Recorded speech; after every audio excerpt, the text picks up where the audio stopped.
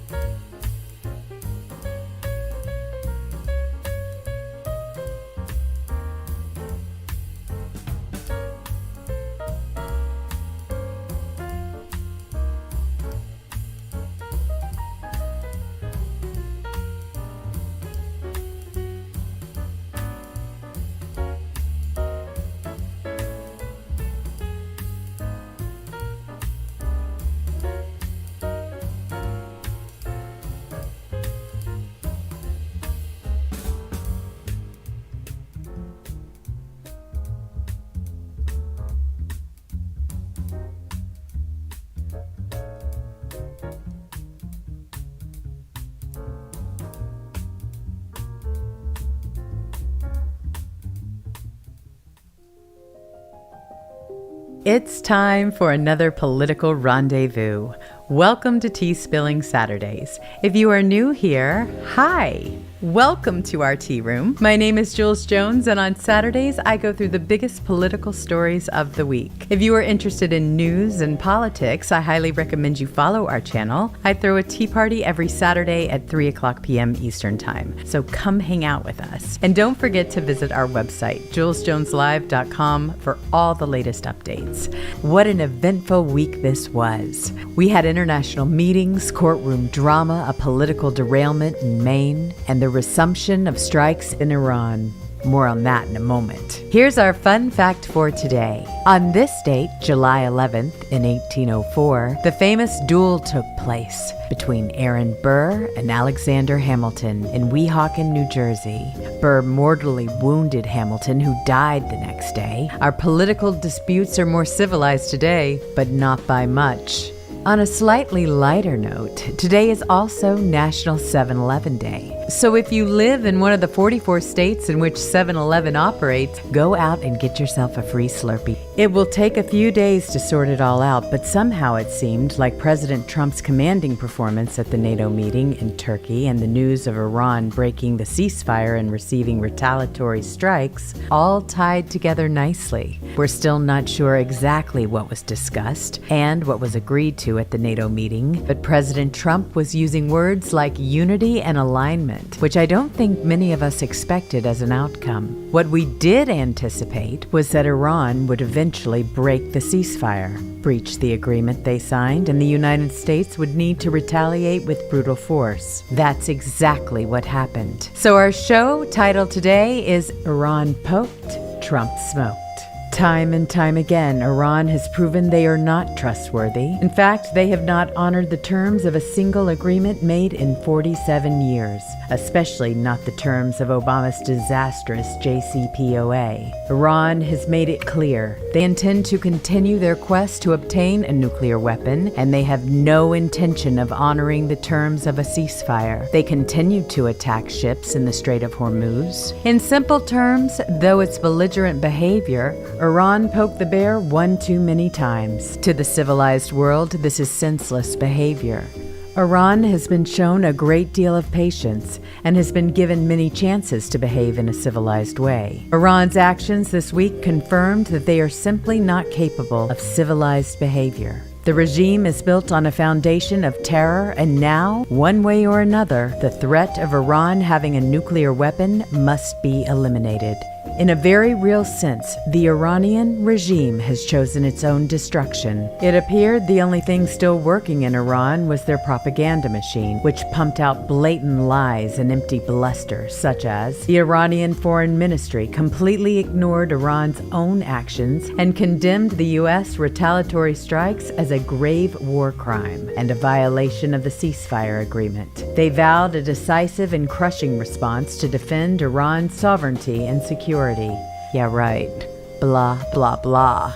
Parliament Speaker Mohammad Bagher Ghalibaf, who is also a key negotiator, warned, "If you strike, you'll get hit." He stated the Strait of Hormuz will only open with Iranian arrangements, not American threats. He said the era of U.S. bullying is over. Wrong, Mohammed. That's simply not what's going to happen. The strait will be open without an Iranian toll.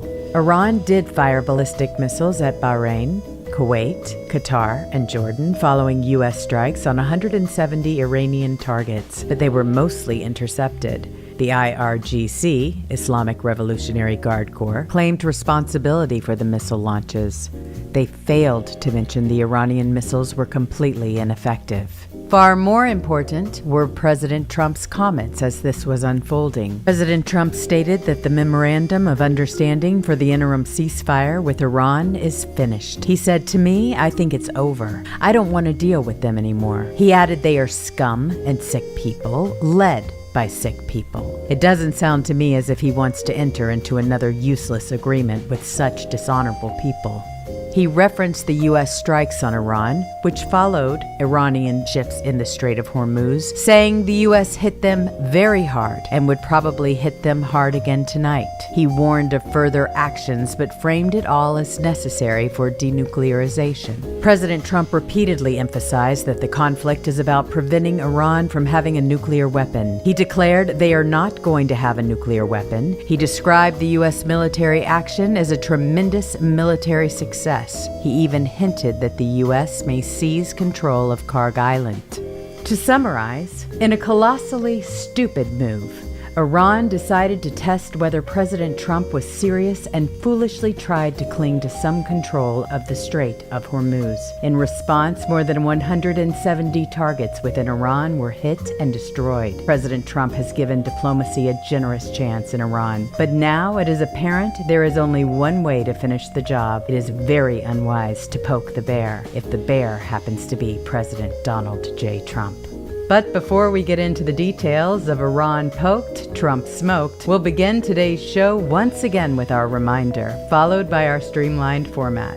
First, John Thune continues to metaphorically spit in the face of American citizens by obstructing the Save America Act. The best way to help President Trump enact the Save America Act is to keep calling your senators and tag them on social media. Once again, here are the key numbers. Call John Thune, 202-224-2321, and let him know you want the Save America Act passed now before the midterms. Call the Capitol switchboard at 202-224-3124 and implore your senators to vote in favor of the Save America Act. As always, be cordial, but remember they work for you. Election cheating must end. Next, we'll get into our top news story countdown, which takes a more tongue-in-cheek approach to this week's mostly wonderful news stories. We'll spill the tea with this week's show, Iran poked, Trump smoked, which will include our current breaking news and X news for today, our What is Wrong with These People segment showing how the left has dumbed down our society, and then finally we'll review some of President Trump's victories for the week. Now, you all know I love having you here live at 3 o'clock p.m. Eastern Time each Saturday, but if for some reason you can't be here, or if you've missed any of our live shows, you can always watch them later. You can find them on our website, julesjoneslive.com. But for now, settle in, get comfortable with your beverage of choice as we begin this week's political rendezvous. Let's spill some tea, shall we?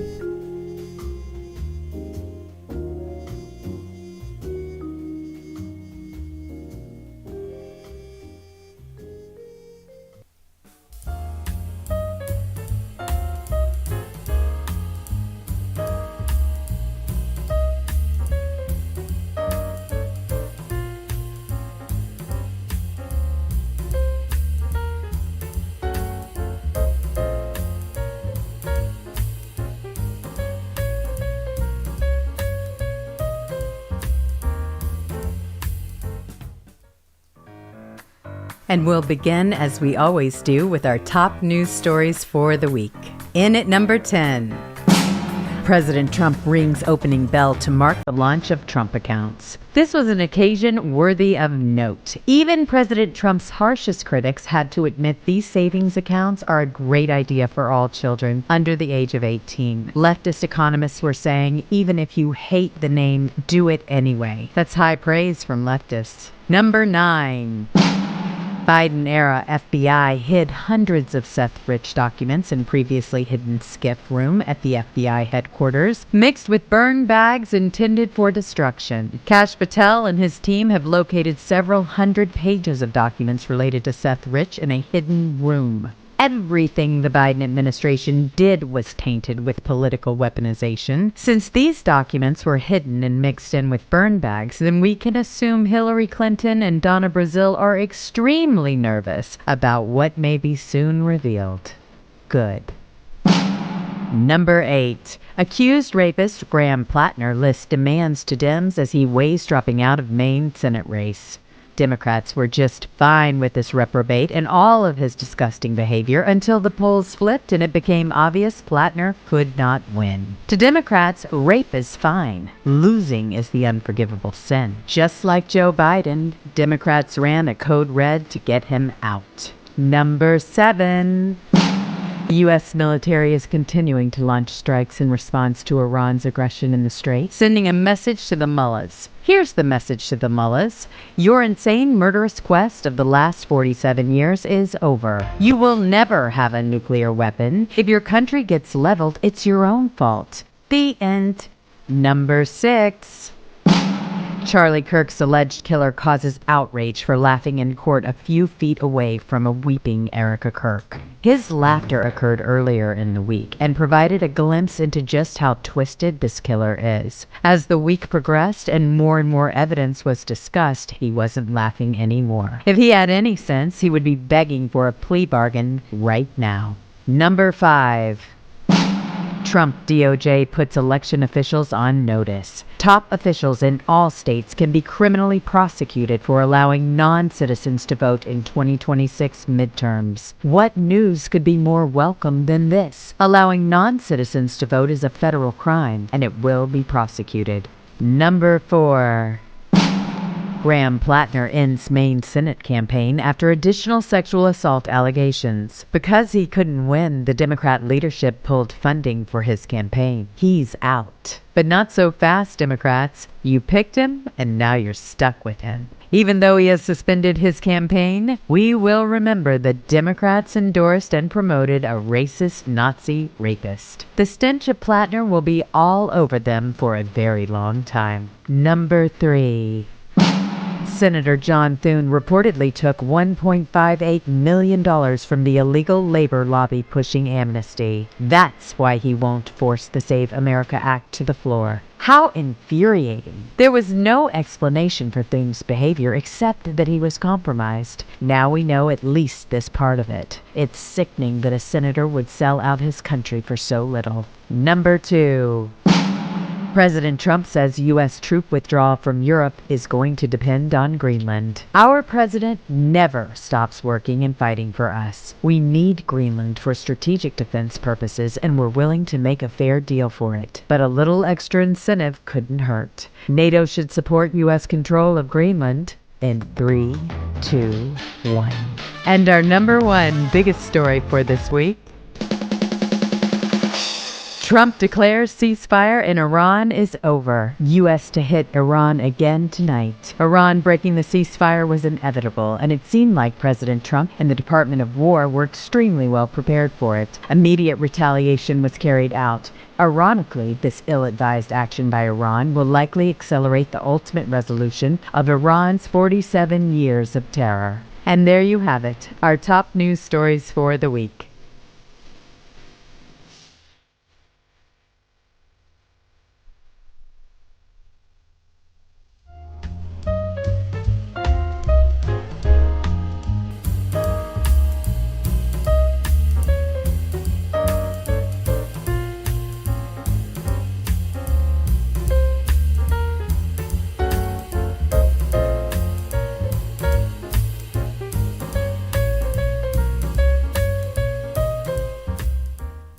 Hello, happy Saturday. I missed you all last week.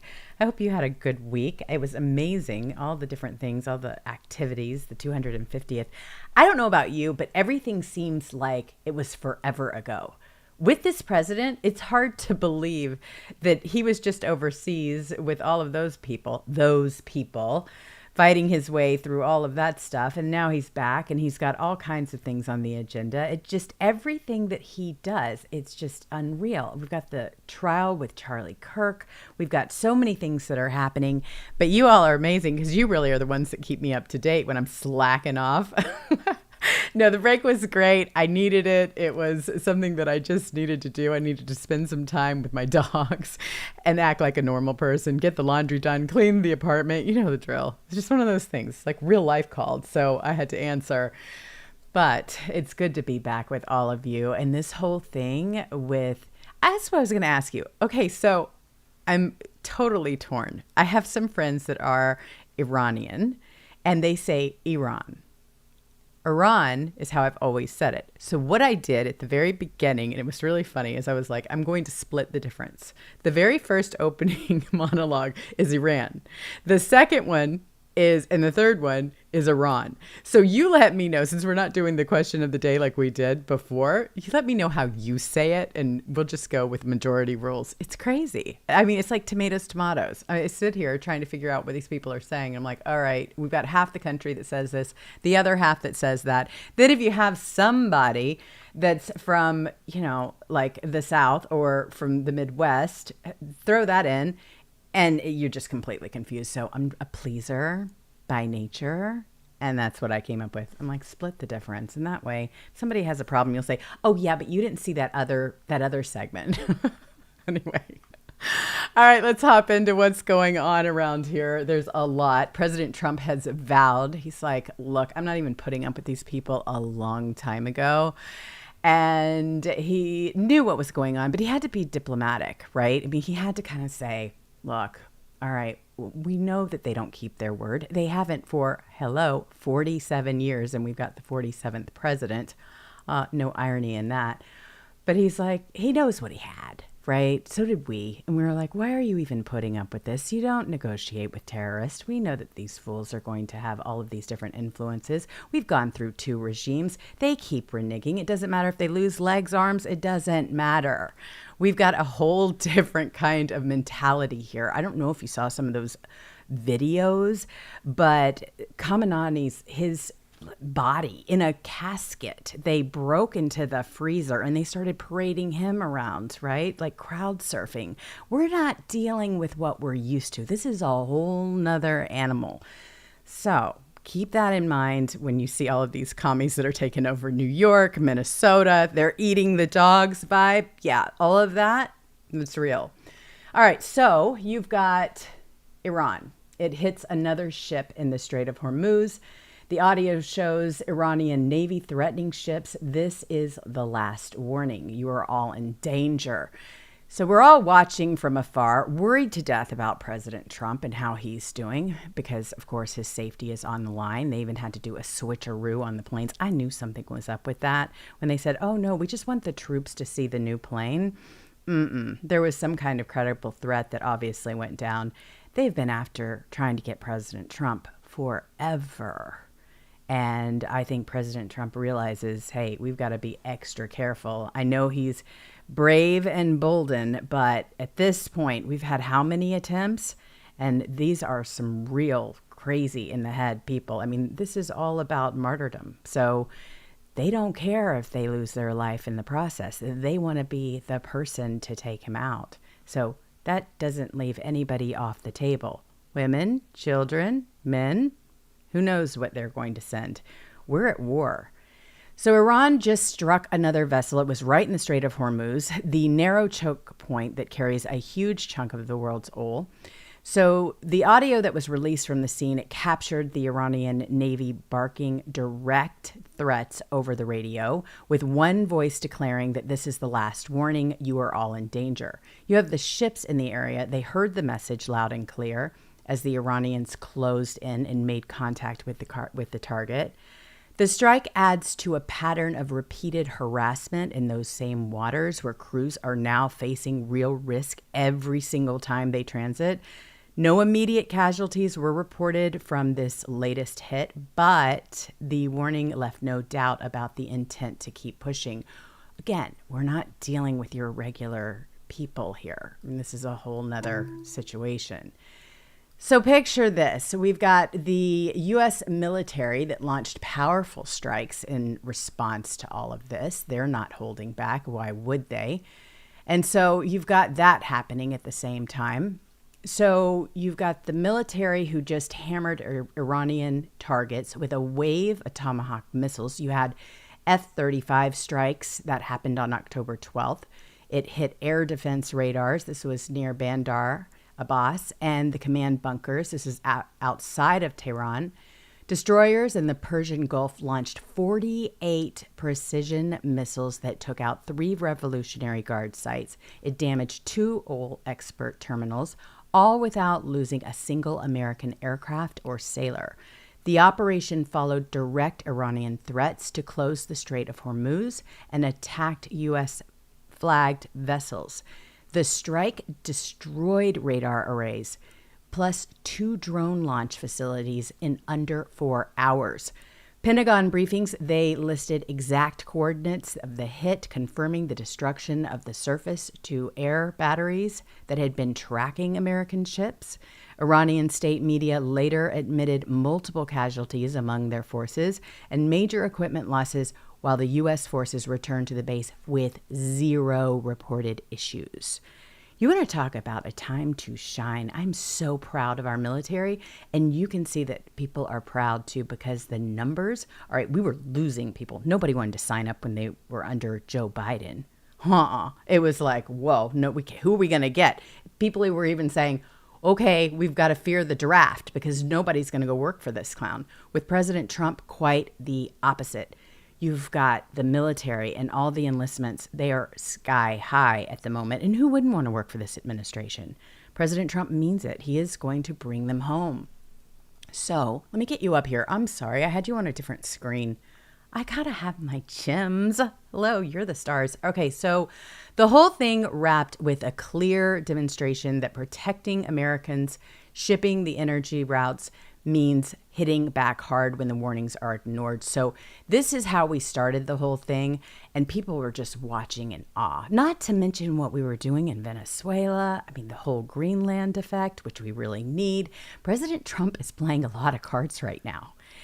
I mean, he's playing so many that the media can't even keep up with him. And I loved how he answered them when they were talking about the threat on his life. He's like, look, I may be first, but you're second. You're on this plane with me. Hello.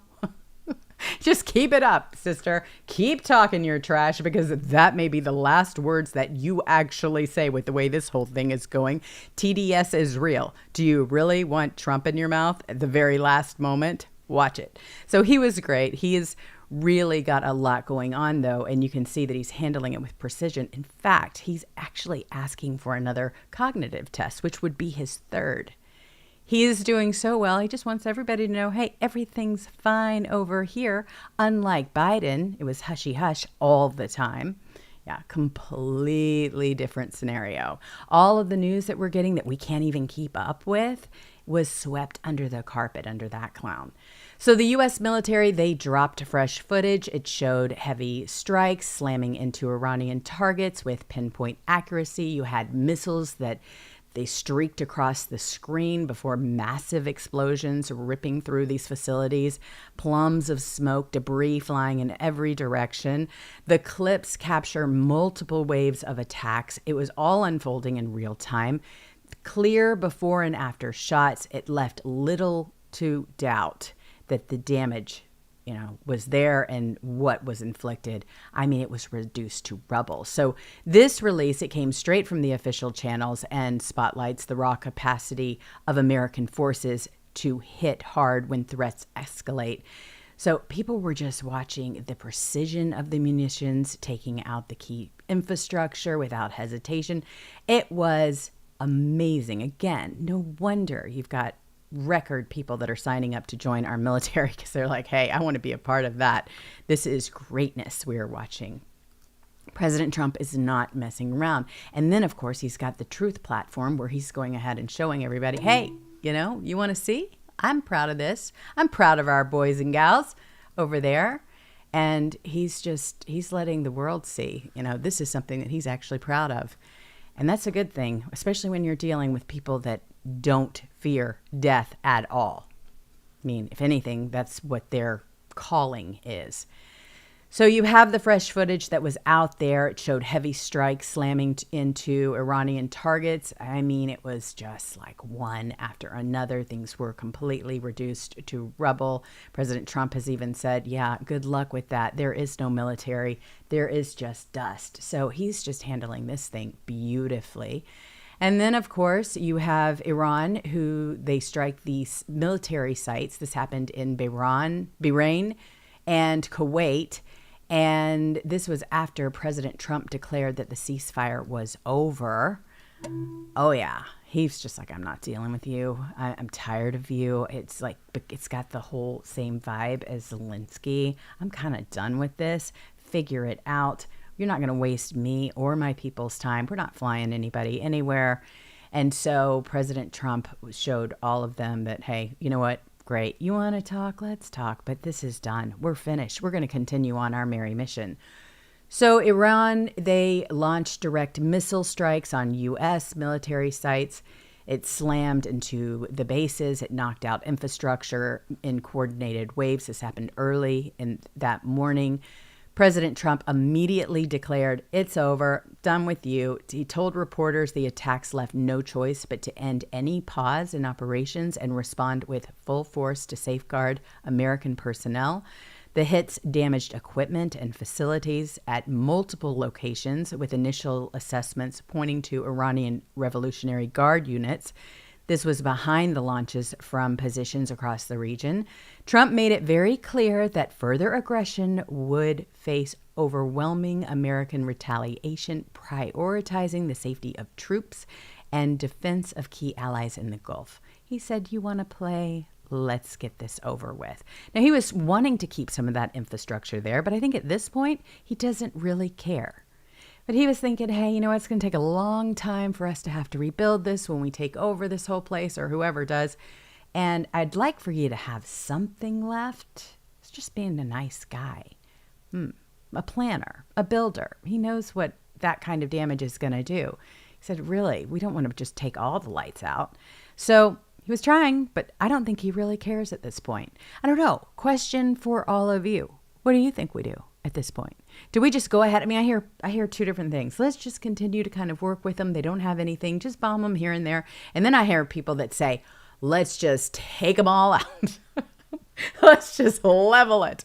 Let's just get the whole thing over with. I'm curious as to what you all have to say about all of this. I mean, I would much rather, believe me, focus on the things that are going on here in this country. I'm totally with you on that. But at the same time, when you have people that want to kill you, that are screaming death to America and have been for years, and they have got the ability to have nuclear arms and just completely wipe everybody off the planet, and they have no regard for them, what are you going to do? You're really going to test fate? So I see Jenny M. Hey, Jenny. She says, cut the cancer out. We have Molly McFrawley. Oh, thanks, Molly, for the shout out. By the way, I really appreciated that. I reposted it on the show today. She says, take them out. You've got Norm Maskey, 7193. Boom, boom, kaboom. You have Catherine Needs Coffee. Hit it all. I know. Let's just do it. Let's just put this behind us, right? It's kind of like a bad relationship. Rear view mirror, we never go in reverse. All right, so we're halfway down the road. Let's just keep going. Floor it. I know, I'm with you, totally. Big Bob, same. I know, it's just like, oh, but I agree. Take the military out of Iran. We don't want anything to happen to our boys and girls over there. Definitely not. We got to get things secure. So again, this isn't our war per se, but it turned into it. So here we are, and we've got a job to do. Also, Normaski, thank you very much for your post as well. I could only do one today. So Molly McFrawley, I saw hers first. That's kind of how I did that. Just so you know. But I appreciate all of you getting the word out on the show. It really, really helps a lot. Okay, so let's see what else we have. President Trump, he said, of course, the ceasefire is over. He doesn't want to deal with them. I mean, he's not even hiding it. He's like, I don't want to deal with them. They're a gnat. Have you ever been to Florida? Do you know those obnoxious gnats, those no-see-ums or whatever? I don't know if a gnat and a no-see-um are the same. I hear they are. Like, they are a type of gnat, apparently. So figure that definition out. That's what I've been told. But anyway, that's what they are. They just keep buzzing. Buzzing. But he says, look, I'm done with them. They're scum. Don't want to deal anymore. So he's serious about it. I mean, he even spent some time over there with Zelensky when he was at NATO. Craziness. Zelensky's back in the picture. I didn't see him sniffing in a profound way, probably because he's seen the videos where everybody's like, this guy's got a real problem. I don't know if he does or not. All I'm saying is there's a whole lot of sniffing going on and a whole lot of hands out. It's like, hide your wallet. Zelensky's in the room. So President Trump, he stepped right up and he dropped the news that the United States was striking Iran again. And that was that evening when he was with Zelensky. He said it flat out. We're going to hit them hard. He said there's not a thing they can do about it. And then the statement followed an earlier American strikes that took out the key Iranian targets and left their defenses exposed. There was no warning, no negotiation this time at all. It was just direct action to shut down threats before they reach American interest or allies. Iran's leaders have no response lined up that can change the outcome of that night. The whole thing played out, clear signal that the United States finishes what it starts when its security is on the line. Amazing. And it kind of made Zelensky over there see that, you know what, you better kind of listen to the guy that you're sitting next to. He means business and he's not messing around anymore. You remember what a twig he was, right? I mean, oh my gosh, when President Trump got right into the White House, he and his nervous little ninny self, he was just sitting up there arguing with everybody, acting like he was ready to make a deal and then not, and then doing this and that. Totally owned by who I don't really know, probably quite a bunch of people, whoever's got his sugar, I guess, or who can make sure that he gets his sugar. But anyway, he is a complete dictator at this point. I feel so bad for the Ukrainian people, truly, because here they are kidnapping people on the street, getting them to the front of the lines. When you don't hear about wars, you know how bad it is. And there were a lot of those kidnapping videos that were circling on X and other places, and it was awful. They didn't care what kind of shape. They did not care how old people were, how young people were, what their mental capacity was. They just needed bodies to throw at this thing. So hopefully Zelensky is taking note here. But then you have the U.S. Central Command. They fire off a warning to Iran as the U.S. prepares strikes, even more strikes. There were more than 20 warships that were patrolling the Middle East. It's like, you really think you're in control? You're not. So they fired off the direct warning to Iran while more than 20 U.S. warships were already patrolling the Middle East, and they prepared for the strikes. And the message came through official channels as the ships were positioned themselves across key waters, ready to back up any action with real firepower. So the reports show that the fleet includes carriers, destroyers, and support vessels moving into a place without hesitation. You had video from the region that captured the scale of the deployment, with vessels visible on open water under clear orders. Iran received the warning loud and clear as the U.S. built this presence to counter the threats in the area. It was a big move of, hey, we are here. We are watching every move. They were prepared to target operations rather than just empty, posturing. There was none of that. They were ready to go. So Central Command kept the focus on protecting American interest and the allies in the region. It was quite a show of strength. And I think that's why you had a lot of people that may have talked tough before President Trump got to NATO, but then they didn't really say much at all. Or if they did, kind of like Spain, they reversed it. Yeah, the big man's in the group. So big dogs here, better pay attention. And they did. I mean, as soon as President Trump was like, we're cutting him off, they were like, let's talk. Yeah, good. You should have done that first. Still, I mean, what do we really get from Spain? Somebody said cheese. I know suckling pig. All right, I've had that from there before, and it's fantastic, by the way, if you like that kind of thing. Kind of exotic, but Yeah, I mean, what do we need them? They need us. All of these people, all of these fools need us more than we need them. So President Trump, he dropped all of the footage. He's proud of what's going on over there, letting other countries too know, if you mess with the U.S., this is what you're going to get. So this was what he did. He put it out there for the world to see. You have the videos that was showing all of these hits lighting up facilities tied to their military and nuclear programs. It was explosions just rocking the sites. Incredible. And he released it directly to the public with a message spelling out how Iran had crossed one line too many after years on attacks, shipping, and proxy violence against the U.S. partners. So this was the response. People were paying attention, not just Iran, but others as well. They know that this president is not messing around. So he's on safely. As soon as he got on the plane, I was so glad. I just thought, okay, which plane? But he had a plan for that too. There was a lot that came out afterwards. But President Trump he said that Iran had called him begging for a deal. This was after the strikes. He said the U.S. will hit Iran 20 times as hard if they attack. He said they want to make a deal so badly, which of course they do. There's nothing left. And they don't even have time to sit there and make a deal with China or anybody else. They can't even coordinate. They're in complete and total darkness over there. I mean, it's not like us at the moment. I mean, we've had darkness on this show before, like when they hit a fiber optic cable or something else. I mean, it's really a pain. But imagine what it's like over there. Do you really think they're going to be able to step anything up or coordinate anything? In fact, at the beginning, when the war just started, they were carrying out old orders. So they were just lashing out at everybody they had been told to lash out at. And this means people that were close to them. So yeah, the whole thing was a complete mess. They can't even recover. They can't put a plan in action. And President Trump knows that. So he said that the calls came in fast from Tehran, with officials there straight up begging for a deal to stop the pressure. And he spelled out the warning in plain terms that any attack from Iran would bring a U.S. response 20 times harder than what has already landed. So the exact words that he used were, they want to make a deal so badly, making it clear that the strikes had shifted the situation in America's favor. Well, he knew that going in, too. But he really didn't want to do it.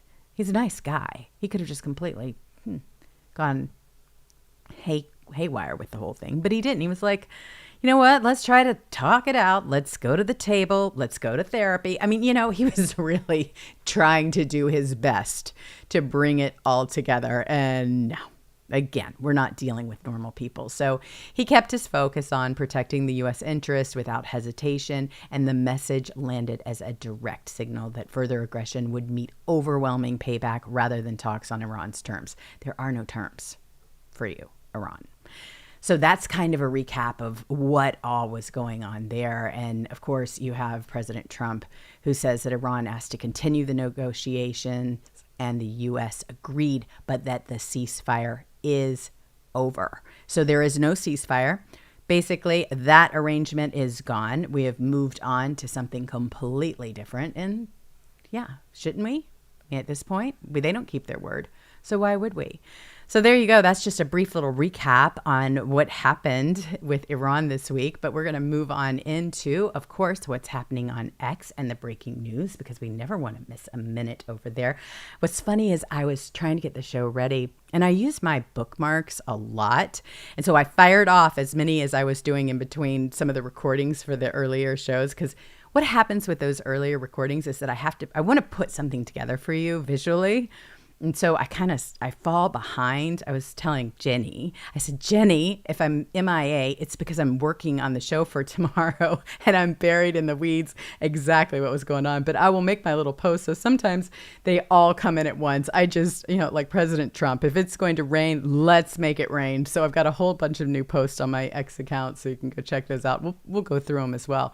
Lots of stuff that happens on Fridays, because President Trump likes to dominate the news cycle. So that's why a lot of things happen late. And I love doing the show on Saturday because we're able to capture some of that stuff. After the show on Friday, it's like, oh my gosh, we've got all of these new things that we have to discuss. And by Monday, when we get back in the litter box, it's like a whole new era. I mean, that's how fast things go. So yes, we've got a whole bunch of breaking news over there on X. Let's go check it out. All right, so moving on along, we've got vindication here. You have a DC judge that just dropped the seditious conspiracy charges and the whole January 6 indictment package against multiple Proud Boy members, ending years of legal pressure in one reluctant ruling. So this was a huge win for them. The court tossed the core counts of that the prosecutors had built around the Capitol events. This has to do everything with January 6th. You know how these people were treated. Horrible. President Trump was trying to get some money together for them. They destroyed their lives. We actually did a show on this, and the conditions that we were able to scrape up and show on the show of some of these prisoners, and this is back when Biden was in charge and nobody could get even to see these people because you had COVID going on and they hid behind COVID. No, you can't see your lawyer. No, you can't see your loved ones because, COVID, we're just going to let you suffer here in jail without any rights. You want to talk about how they treated January 6ers, way worse than any terrorists that we've ever captured on American soil. I can promise you that. So the court tossed the core counts that the prosecutors had built. This was leaving the case against these men in pieces. So the court records show that the dismissal hit the main conspiracy claims directly with no room left for the original indictment to stand. And this follows the same pattern the DOJ used back in 2021 when it first rolled out seditious conspiracy filings against the group after the riot at the Capitol. So Enrique Tarrio, I think I'm saying his last name right, and several others, they faced this full weight of their charges through trials that stretched into 2023 with convictions that relied on the same evidence that is now been set aside. So this move, it actually clears the path for appeals, and it releases that are tied to the original January 6 cases. It matters a lot because these prosecutions tied up lives and resources for years on claims that are completely falling apart in court now. So it is shifting the focus back to accountability for how the cases were built in the first place, which is fantastic, which means there are going to be lawsuits. It's opening up the doors. So now we've got the remaining defendants still waiting on similar reviews with more dismissals likely as the same legal questions are getting tested again. So wonderful news for January 6ers. This is what they needed, and it looks like they had their day in court. Really, really good stuff. Okay, one young man I am so impressed with, and I've said his name a couple of times, fearless, Nick Shirley, doing what the lamestream media will never do. I think ABC sat up there and tried once. I think they went out there and they were like, okay, we're going to pick a state and we're going to find fraud too. But he was the pioneer. Let's give credit where credit was due. Well, he just dropped a fresh video laying out exactly how New York operators ran personal home care scams that pulled in more than $190 million. He showed that those paperwork trails, the fake patient claims, and the shell companies that funneled the money out of the state programs without real services ever being delivered. Sound familiar? It should. Well, the footage walked through specific cases where providers billed for hours and equipment that never reached anyone, stacking up the totals month after month. Well, Shirley pins down the exact dollar figures and the patterns that let the fraud keep running for years inside the system. By the end of the clip, the total sits at over 190 million buckaroos. This is in public funds shifted into private pockets. The video concluded with raw records that the question of why no one caught it sooner. Nobody wanted to catch it sooner. It was business as usual. In fact, I was telling you about my friend. It's like the wildest thing. Okay, so she goes to the doctor, right? Okay, quick sidebar, because I have to. And we're on the subject because I thought it was just wild. Anyway, she goes to the doctor once a year. Okay, great. Well, this doctor that she was going to, who she's never going to see again, it kept showing up that he kept billing her every single month with just like a little different amount each time. And they're sending it to her insurance company. Well, finally, she's like, okay, my curiosity is just getting the best of me here. She calls her insurance company and they're like, we're on it. We know he's trying to scam us. We know exactly what's going on. It's like, why isn't this guy in jail? I guess it's pretty common. This is, again, another reason why I am not so interested or keen on our medical industry. Combine that with COVID and CDC, I could care less what you see or hear or say. Sorry, you had your moment with me, and now I'm like, no. So anyway, Nick Shirley is doing the job of champions. I think it's amazing. I think it's wonderful. Keep going, sir, please. And continue on with California, even though we've got the Nick Shirley bill here. I live in Hollywood, for those of you that have not watched the show before. So yes, corruption is deep here. Never ends. And I know we've got more than anybody. I mean, Newsom's certainly freaking out. I'm loving that whole thing. This guy is he's almost paranoid. He knows exactly what's happening. He is about to be Swalwelled. They're not going to waste their time with him anymore. AOC is on his coattails now. I mean, this is sad. When the Democrat Party has got Gavin Newsom and AOC top of their ticket, keep them there, please. Yeah, we'll take more of that because there is no way anybody would vote for those two buffoons with their records and everything else, unless it's in a blue state, right? Because that's how they win. Between the cheating and everything else, I mean, they've got the system completely stacked. So you've got the Pentagon. They just dropped its 4th batch of UFO files, and one military veteran with 28 years of service, he's on the record describing the object that he encountered as unlike anything he had seen in his entire career. The service members detailed the sightings in the new documents, including descriptions of the craft that defined standard aircraft behavior, and it appeared on video. So the release, it came after repeated pushes for more transparency from Defense Department on unexplained aerial encounters. The videos attached to this whole thing, it shows that the objects are in motion, with the personnel noting their speed, their shape, and lack of any visible, propulsion. These marks, this is the latest mark on the official dump from the military records that witnesses say point to the phenomena the government long treated as off limits for public discussion. And President Trump is up there dropping what he can. But you know what? Like I do. These fools these bureaucrats that have been there forever, they're not giving President Trump everything that he needs to know.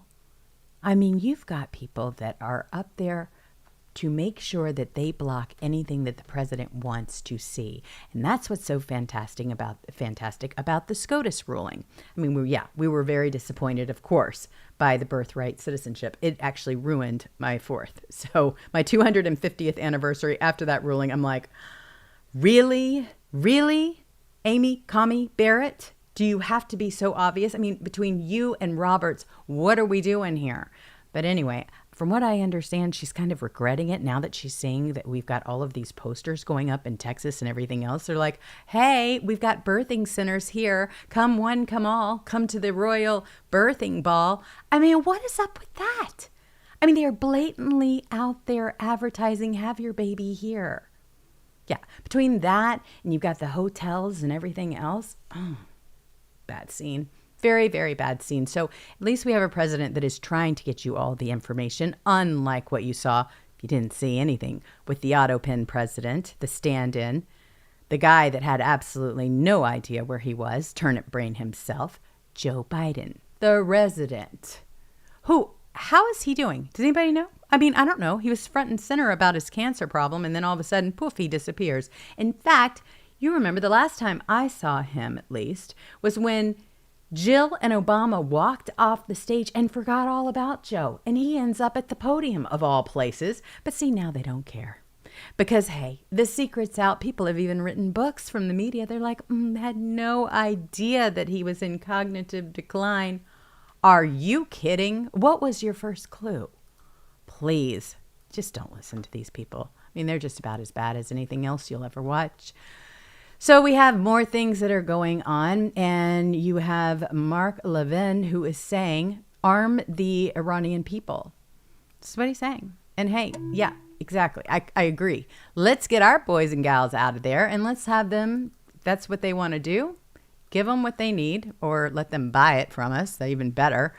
But he lit up X. This happened on the 11th this morning. So it was a direct call to arm the Iranian people against their regime. He posted those exact words. Arm the Iranian people. If our intel leaders and generals won't, get new intel leaders and generals who will. No more absurd excuses. So it has been done in the past and it can be done now. He's saying arm them. Let them handle their own thing. Well, David Wormser, he replied the same day, noting that a nation of 90 people had already sent millions into the streets unarmed against machine guns with losses between 45,000 and 75,000 of their best. So this is the intel, the military chain that has refused to back those protests with weapons despite clear precedent for doing so. I mean, past U.S. operations supplied arms to opposition forces in other countries when you had leaderships deciding, whether the risk was worth taking. Current excuses from the same agencies have kept that option off the table, even as the body count from the regime crackdowns keep rising. So this matters because the Iranian people have shown that they will fight without U.S. help. Yet arming them now, they're saying, could shift the balance faster than sanctions or talks ever have. So if the existing intel and military leaders stay in place and continue the refusals, the next step would be replacing them with ones who are ready to act. So, watch to see whether the administration, if there are going to be moves that follow this demand, or whether those same barriers stay locked. What do you all think? Do you think that we should go ahead and arm them and just say, all right, here's the deal. It's your turn. This is your moment. Go for it. Do your thing. I don't know. It's up to you. I'm just here for the fun of it. All right. So we've also got, let's see, my, so many things. And I haven't even gotten to my page yet. Where are we? Oh, yeah, this is an hour already. And here, I haven't even gotten to my page. This is how much news is going on. President Trump, you are going to just completely wear me out. No wonder we have to take breaks now. Rightfully so, I can't keep up with this man. He's a lot older than I am, but no, I can't hold a candle to him. Not even at all. It's crazy. It's crazy. I don't know. He is here. He's there. He's everywhere. The man is just diabolical. All right. So you've got the FBI. They have spent the last 3 years investigating a senior Republican House staffer. Crazy. They've been digging into this senior House staffer. You hear about these staffers. I mean, a lot of these staffers, they're the same staffers, or at least in kind. The people that are like guarding the gate for Mitch McConnell. Is he alive or is he dead? Okay. I'm not thinking that he's there at all. I'm at the point where I'm going, okay, whatever it was that, Scott CNN man, where they basically had to, Scott Jennings, they had to apologize for him. Even CNN is saying, not with us. He doesn't sit at our table. That's pretty pathetic. I don't know if it was do we give him the out? Do we say, okay, it could have been AI, Scott, you were just played as a fool. I don't know. I don't know if we give him that out. I really don't. At this point, it's like, come on, put your cards on the table. You're really close with Mitch or Glitch, as we like to call him. I mean, yeah, are you just trying to protect your buddy? His wife up and goes to China and she's like, no, I'm doing philanthropy work. Are you buying this stuff? No. She's talking to the handlers. So anyhow, back to these staffers. The FBI spent 3 years digging into the senior Republican House staffer suspected of working as an unregistered agent for GETTR. This probe, it's centered on secret dealings that allegedly bypassed required disclosures under the U.S. law. So Jacoby, this Eyal, E-Y-A-L, I'll spell it for you, Jacoby, he posted the details on X. This was the afternoon of July 11th today, noting that the length of the investigation, and he added that Qatar operates exactly as the critics claim Israel does. The post drew all kinds of attention as soon as it was out there. I mean, this is going back on the foreign influence inside of Congress. No charges have been announced from the 3-year effort. The staffer in question held a position with direct access to legislative work on foreign policy and appropriations. And of course, it comes after years of documented Qatari spending on Washington, think tanks, universities, political figures, lawmakers. I mean, if John Kerry is coming to mind, you're getting those vibes, and yeah, that kind of thing. So you have lawmakers from both parties, though, honestly, that have faced separate scrutiny for similar unregistered activity in the past. The current case, it stayed internal at the FBI until the recent public mention. The stakes involve basic rules on who can shape American decisions without public accountability. Hopefully, they're going to go ahead and start addressing that these staffers should not be the ones that are writing our laws or voting for things. If we have somebody that's incapacitated, again, it happens on both sides. You saw Dianne Feinstein. You see Glitch McConnell. You see all of these people that, have no idea what they're even doing. They have Alzheimer's so bad. They said Feinstein was like the worst. She had no clue what was going on. She didn't recognize anybody at that point. Sad but true. But they just keep wheeling them around saying, oh no, everything's good here. Hey, we're just, touring the Capitol for the first time because we didn't remember doing it 5 minutes ago. Yeah, that's what we have. So these stakes, they involve basic rules on who can shape American decisions without public accountability. Any staffer who is operating on behalf of a foreign government raises direct risks, I'd say, to legislative independence. You can watch to see if these investigation produces referrals or whether these similar cases surface in other offices, which if you've been paying attention, they certainly do. There's definitely something there. But I mean, hey, the FBI is starting to crack down on all of this stuff because they have to. I mean, we've been paying attention. Sometimes I feel like, am I hearing my own voice again? I mean, I've been talking about the same stories forever. Well, now we're at the part of the movie where we're going to see something else happen with them. They're going to turn the page, as Waltz's wife used to say. What a crazy clown. That's a whole nother story. We're going to get into that in a minute too when we get over to my page. But yes. So you have this next one.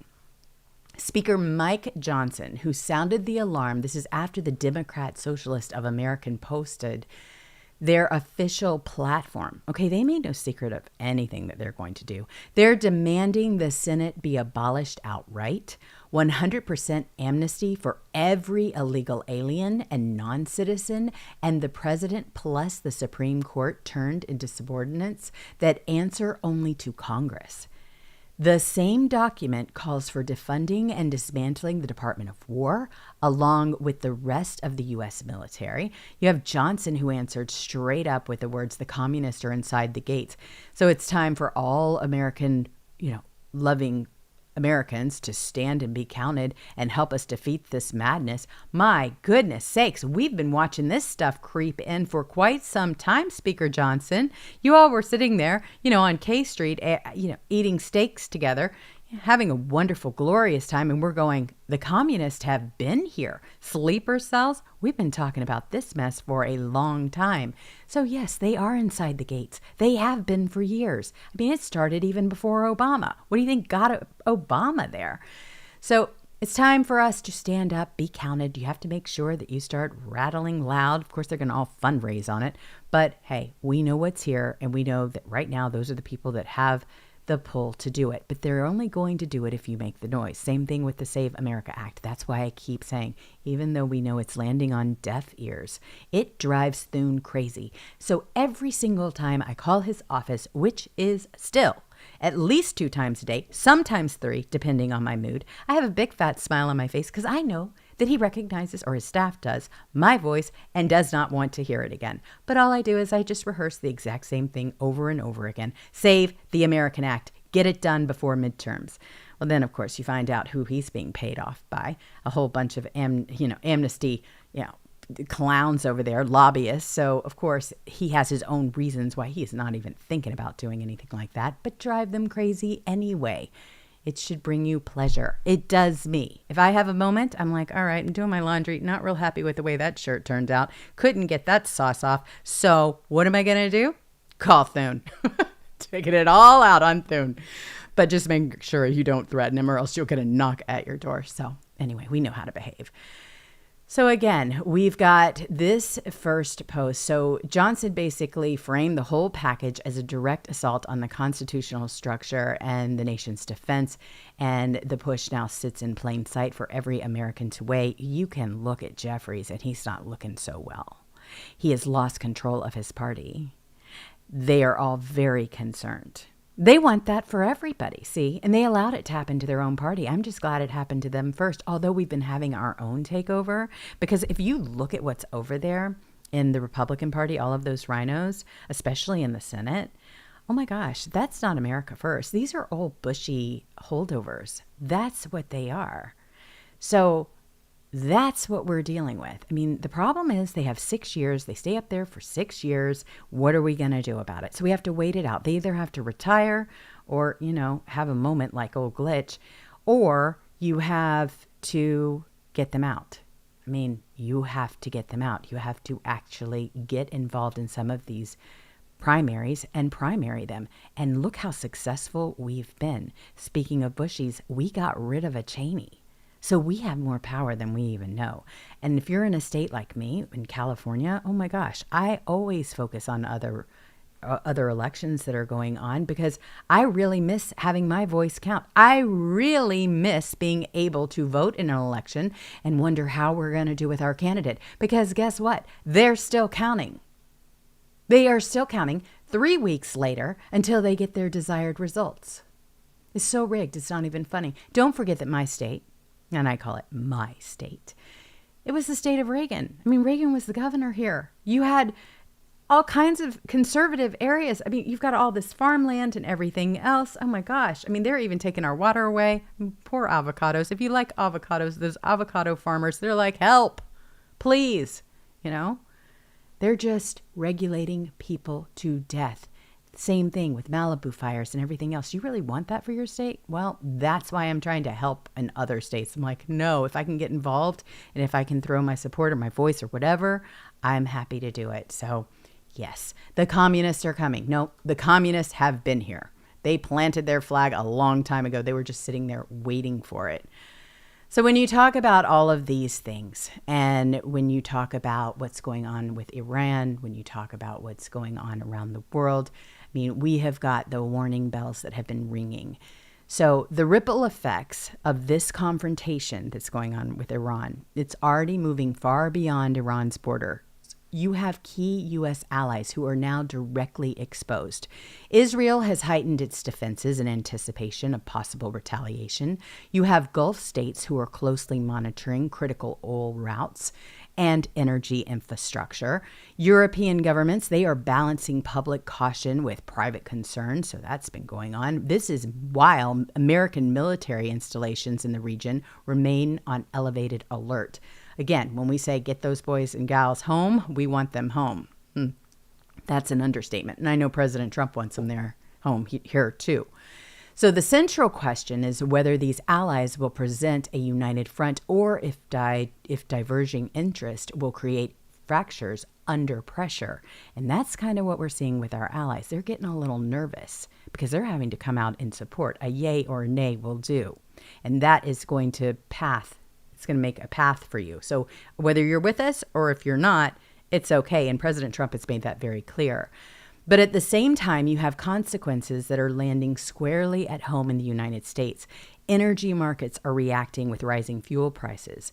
Pentagon continues intensive planning and briefings. In Congress, the issue has sharpened partisan divisions with strong support from some quarters and serious warnings about escalation from others. The public opinion is shifting, and the economic and political fallout could influence the domestic landscape for months to come. We are tapping on midterm's door. So we've examined the international alliances and the domestic impact. So now we're going to turn to the larger question of what lies ahead. And there's a lot of things that are moving parts and pieces right now, but there's a lot that is going on. But in the meantime, we're going to switch on over to one of your favorites. It's one of mine anyway. And I swear I could do a whole show just on this. If there was another day, and I have to have Sunday because I have to do things around here to be able to make it through the week. But What is wrong with these people? Well, I can answer that for everybody. What isn't wrong with these people? So this is our segment on what's wrong with these people. Plenty, if you don't know. These are Democrats.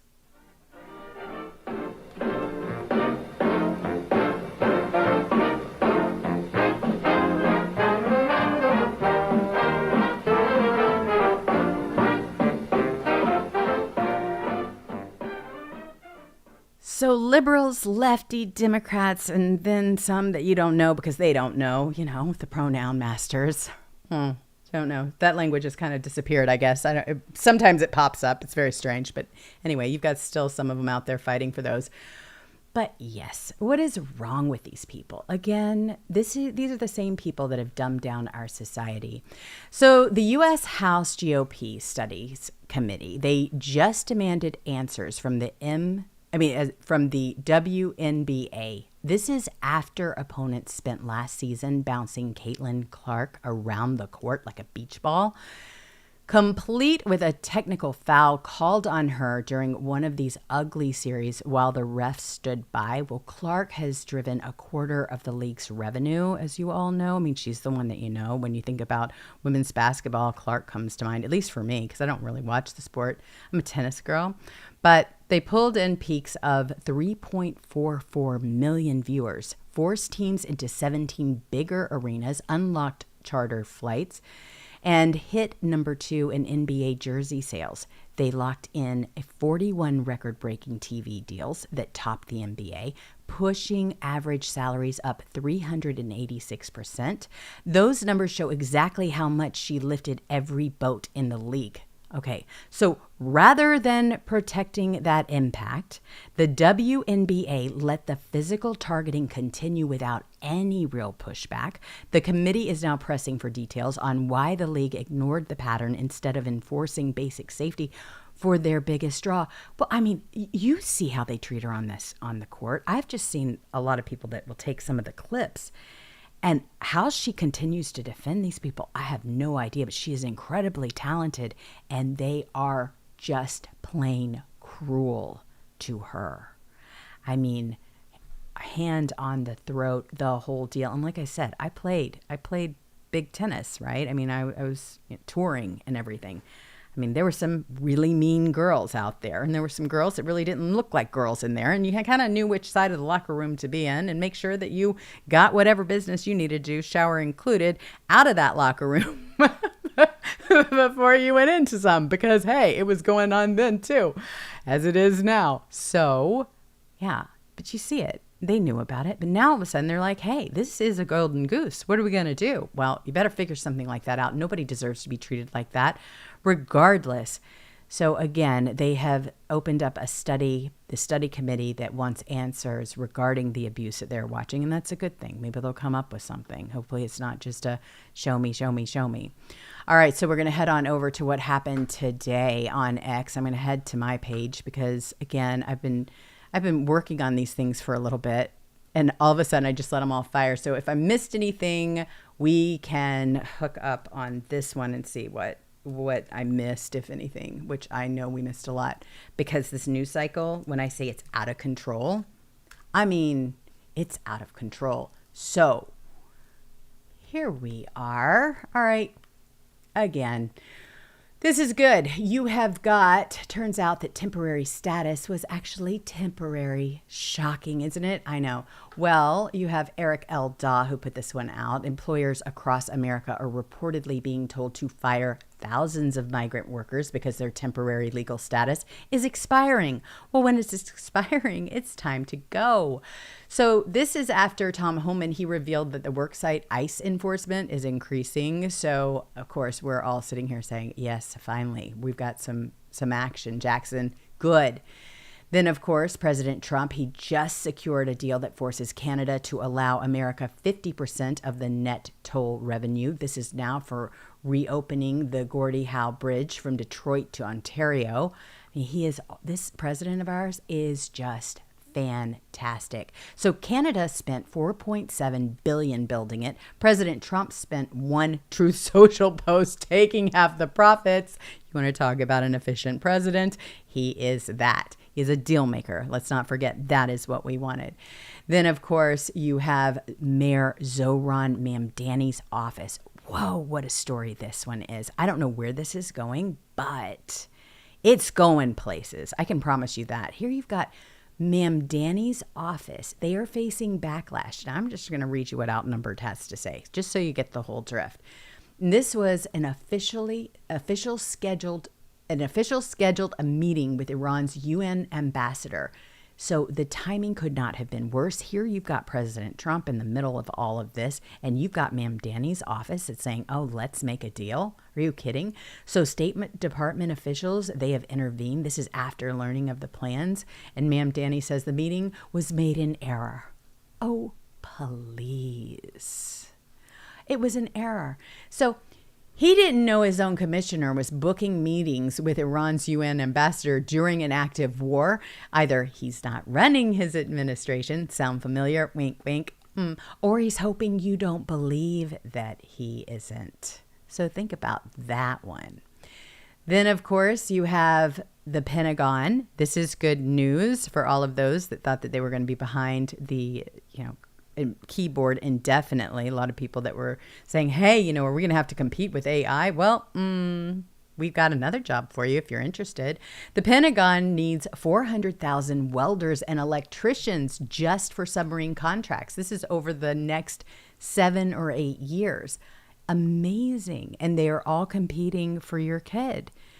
Or you. I mean, it's not just kids, it's you too. If you want to, put your electrical skills to test. That's a great job, by the way.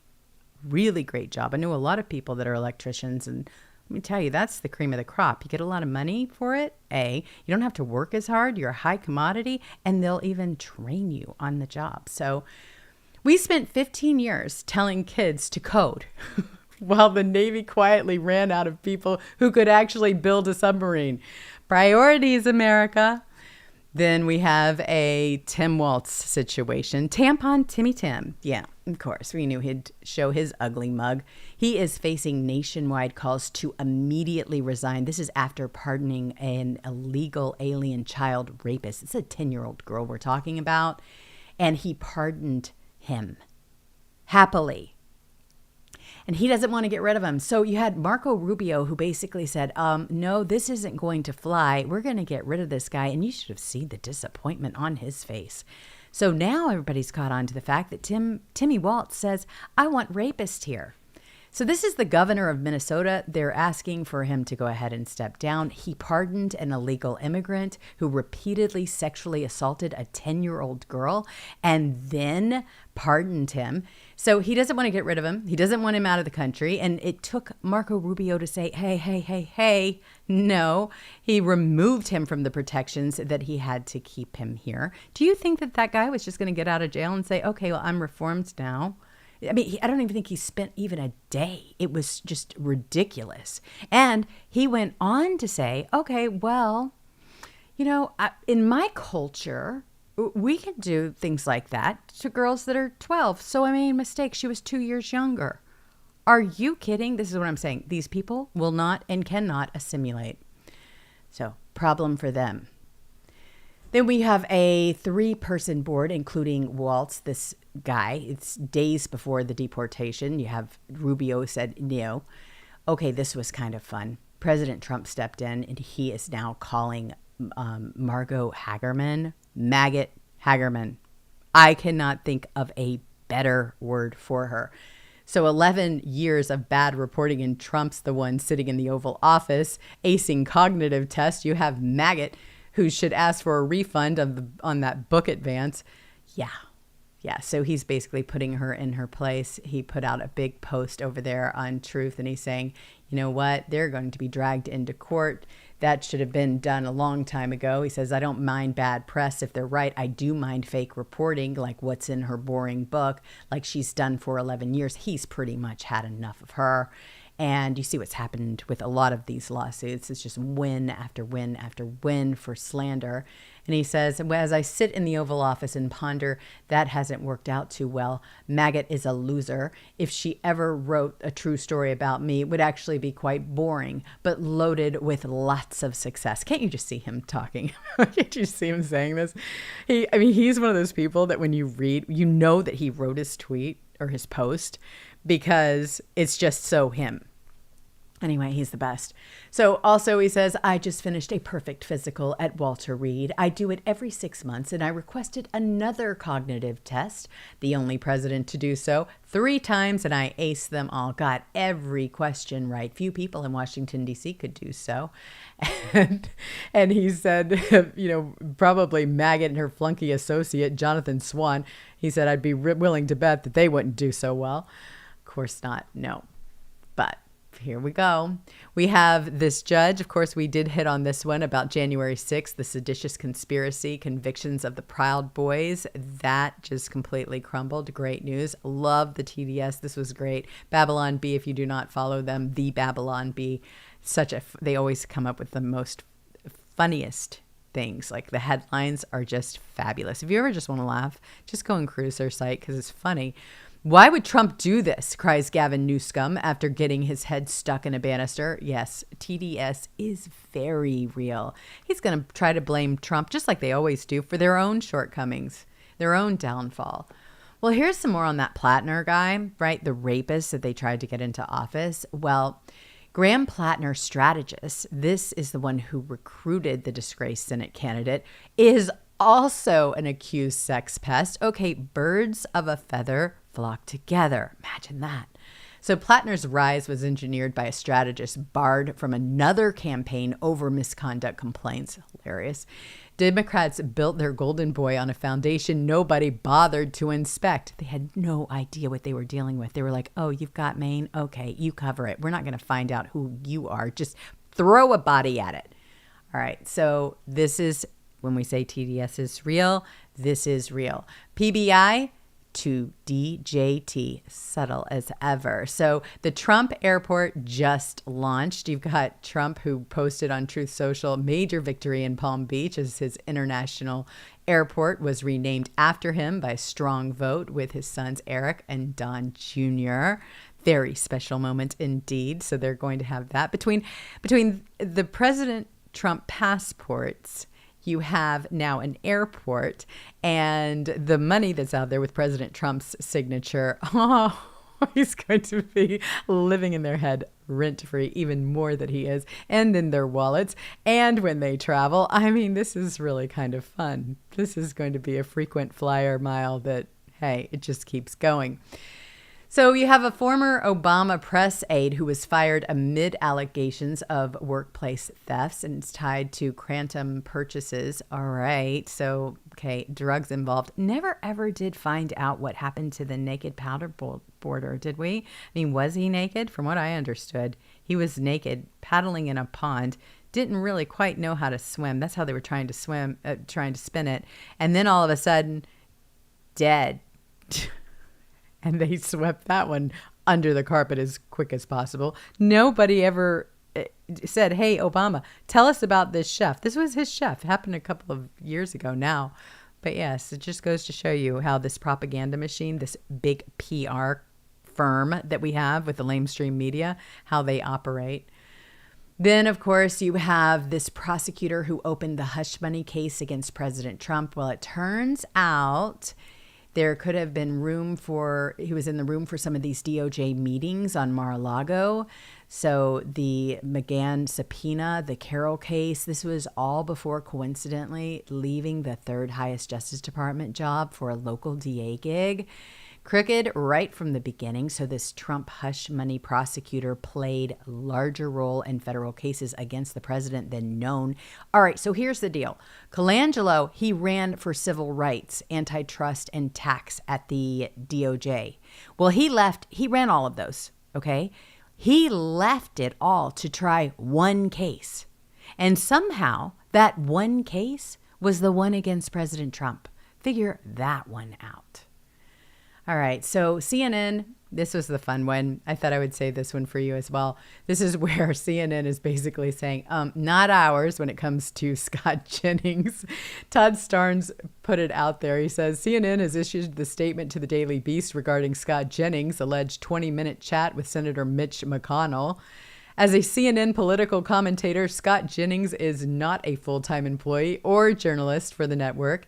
His account of a personal conversation with Senator McConnell reflects his experience and is not CNN reporting. So he's asking, was CNN not able to verify their own political commentators' reporting? So they're saying, no, he's not ours.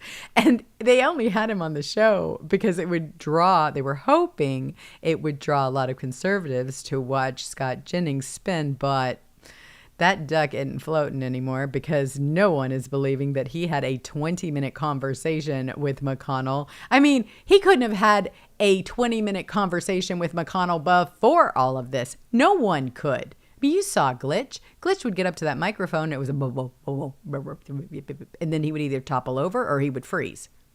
Just freeze. And so there was no 20-minute conversations going on with anybody before this incident, not to mention when they carried him out in the ambulance. I don't know if you all saw that. The video was out there yesterday, and getting him to the hospital. I mean, I feel really bad for the guy, but my gosh, I mean, it is time. It's been time. I don't wish ill will on anybody, even if I do disagree with their methods and their tactics and who they are bought and sold to.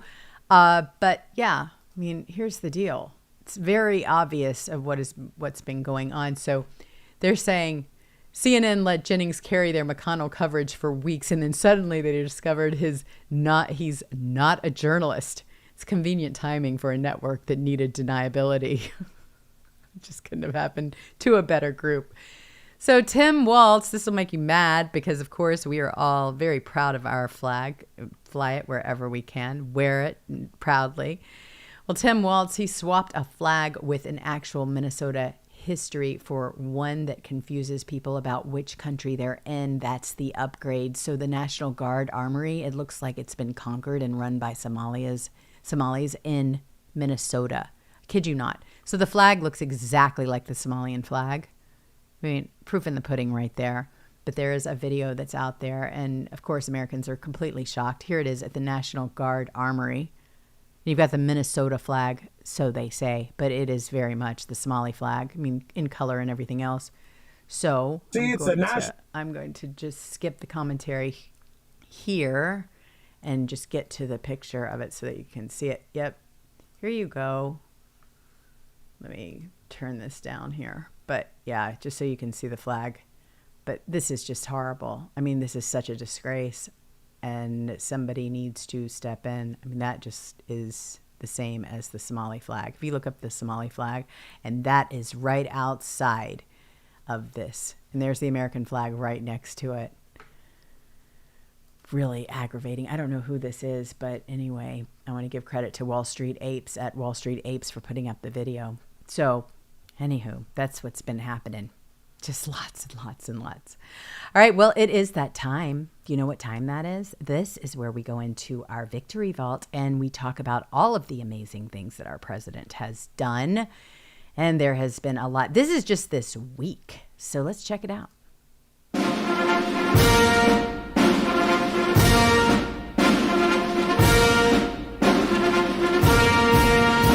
Okay, I'm just going to give you the headlines here. America at 250, a tribute to freedom, opportunity, and the American spirit. President Trump was just on an absolute roll. That was so exciting to watch all of those fireworks. I don't know if you felt it, but I was like there. I felt like I was anyway. Just so proud of our country, so proud of this president, so proud that we were able to make it too big to rig and absolutely topple the regime. They're still reeling. Well, there's no more laughing. President Trump tells NATO who's the boss. We have the strongest military in the world. 2 years ago, NATO launched at us, and it is true. They need us a lot more than we need them. Then the Trump effect. Toyota is bringing production of popular truck line back to Texas from Mexico. Will create thousands of new American jobs. This is a huge deal. And just like President Trump has always said, he's like, hey, you know what? We're bringing jobs back to this country. We're not sending them away. We're going to celebrate each and every single one. And those Trump accounts, oh my gosh, you want to talk about kids starting with such a great edge. I think that is just an amazing thing that they're doing, and everybody that is contributing to that feat is awesome for doing so. Then you have Director FBI of the FBI, Kash Patel, who we've had on this show and the other show. It's just fabulous, Kash, the great Kash. He boasts major national security wins, 113 foreign spies arrested, 4,800 cartel arrests, 850 active plots stopped. And he is just win, marking them all up. And you know, it's so wild because people, they're always starting stuff with Kash. That's how you know that he's doing a good job. The numbers speak for themselves. I mean, let's just look at the numbers, look at the data. And then look at what was going on with old Christopher Wray, and then James Comey, and then, that other guy who ended up dying on us. Right. What was his name? I forget his name now. Gosh. Mueller time. I mean, you got Kash, you got Mueller time, Comey, and Wray. Okay, what side are you on, really? Gosh, it's crazy. All right, so then we have Micron, Apple pledge hundreds of billions of dollars in U.S. investment. Trump, bigger investments just keep coming. The Trump effect is real. And then you've got the whole AI war, which is going on too. It's going to be very interesting to see how that whole thing shapes out. But you better believe there's somebody that's on it. It is President Trump. So that's our Victory Vault.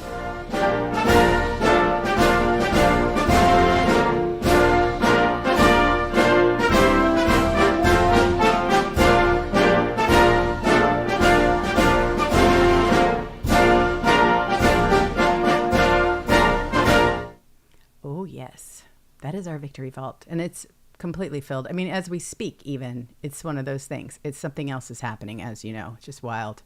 He is something like out of this world. I am so glad to be alive in this time to witness what we have witnessed and lived through. No one would believe it, though. I mean, we've got to make sure that they don't destroy our history books like they try to destroy our statues and everything else, because they don't want you to believe that we're able to overcome all that we have and how resilient we actually are, because we are. So, we have covered Iran's historical depth and the recent escalation, the pressure on U.S. allies, and the domestic consequences here at home. The central question now is, what comes next? This confrontation could remain limited, or it could expand into a broader regional conflict involving sustained sanctions, intensified proxy actions, and prolonged instability. Diplomatic off-ramps may still exist, but the window is narrowing. On the core issue, there is no real choice. Iran cannot be allowed to develop a nuclear weapon. The regime and its proxies have made their intentions clear for decades. They seek dominance in the region and have repeatedly threatened the United States and its people. In that context, decisive action is not optional. For Iran and its people, the road forward looks particularly difficult. In a scenario of complete devastation, widespread infrastructure damage, severe economic collapse, and deepened isolation, ordinary Iranians would bear the heaviest burden. The country could face humanitarian challenges on a massive scale, shortages of food, medicine, and fuel, disrupted services, and a brain drain of its educated population. Decades of process in education, technology, and living standards could be erased, leaving a generation facing hardship and uncertainty while the leadership navigates survival. These are all human realities behind the headlines. Thank you all so much for joining me today on a political rendezvous. I am signing off. I love ya. In the meantime, you all be safe, you be kind to one another, and we will see you later. Toodly-doo.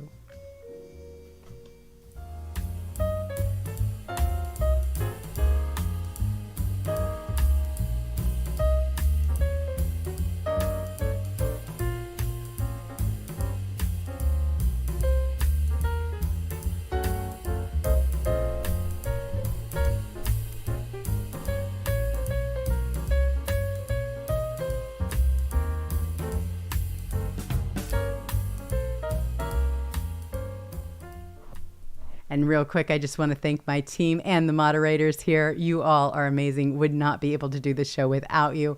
Thank you for all of your efforts.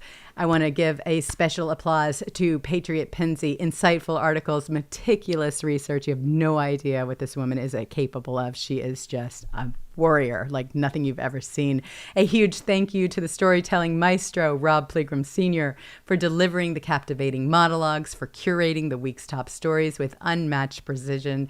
You've got Fleet Admiral James. Oh my gosh, this man is just like nothing you've ever seen before. A disabled veteran who was just in the ICU for almost 2 months, and he is back badder than he's ever been before. I'm so proud of him. He's doing so well. Thank you for your prayers. And then, of course, we have got Megavolts, who just has game-changing ideas, relentless efforts that keep us moving forward. A standing ovation to the moderators. Love you guys and gals. You're amazing. Thank you so much for making our chats just awesome. You're the reason why they are and why people continue to come back. You certainly know how to get rid of that trash. Thanks for creating a safe, welcoming space for us to connect, share, spill the tea. We are beyond grateful for everything that you do. A sincere thank you to Nick Twitt and Lank London for generously sharing the beautiful music that you hear on this show.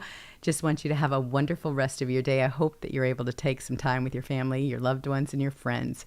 Have a good time. I'll see you on Monday, 3 o'clock p.m. in the litter box. Bye.